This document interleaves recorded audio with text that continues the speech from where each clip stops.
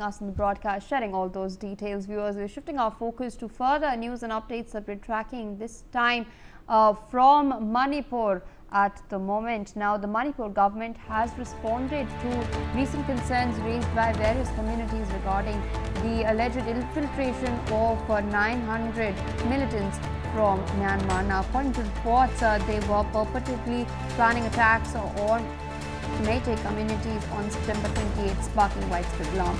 Now, in a press release signed by Kuldeep Singh, who is the security advisor to the Chief Minister, as well as Rajiv Singh, the Director General of Police in Manipur, the state government has clarified that while the information about the infiltration had been received and investigated from multiple sources, the verification process did not reveal any concrete evidence to substantiate the claims. My colleague Nibir Deka joins on the broadcast live to share more details on this. Nibir, now the Manipur government has of course clarified on the statements it had made earlier itself regarding the disputed claim of infiltration of 900 militants from Myanmar.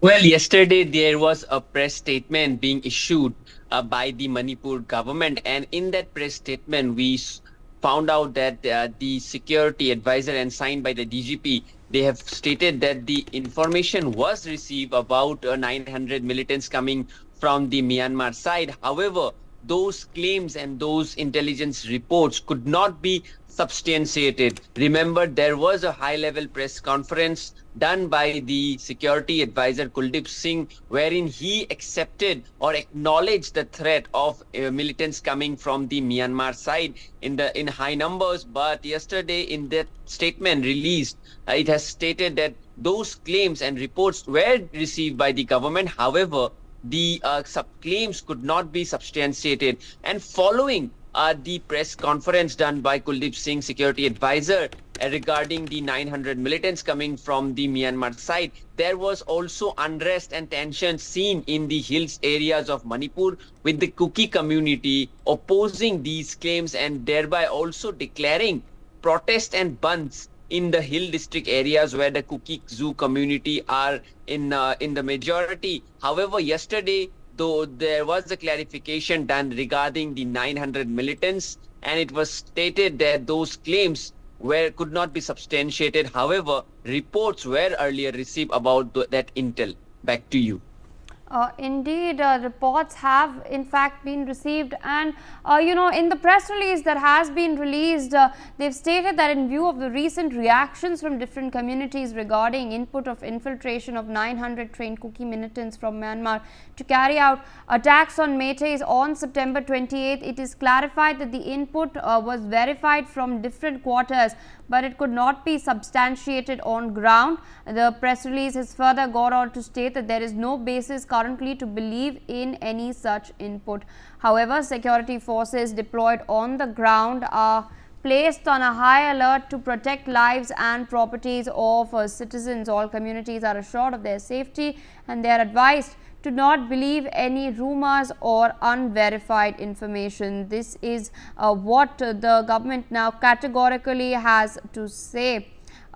Meanwhile, of course, the General Secretary of the COTU has stated the rally and subsequent shutdown are a direct response to the allegations made by the state government. We have seen a complete shutdown across the southern hills.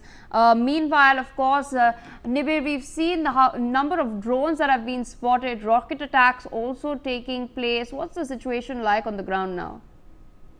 Well, in Manipur, in the month of September, we saw how the high-level attacks were carried out, firstly by drones and secondly by rocket bombs in the first half of the September month.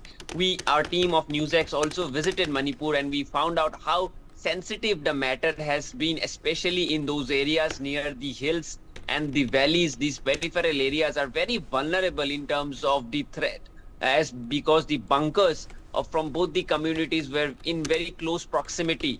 However, in the last week or so, in the last 3-4 days or so, the firing incidents and the attacks done by aerial bombings have stopped.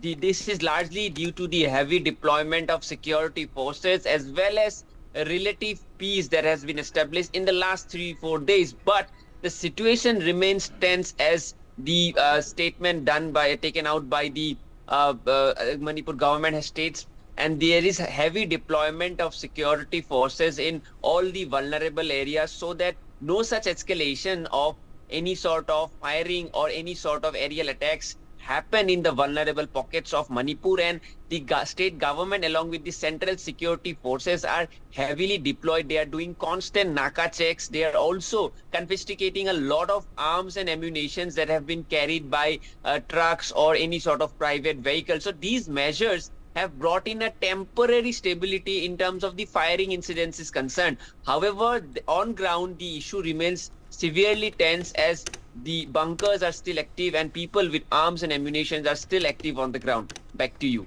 All right, Nibir, with that, I would like to thank you for joining.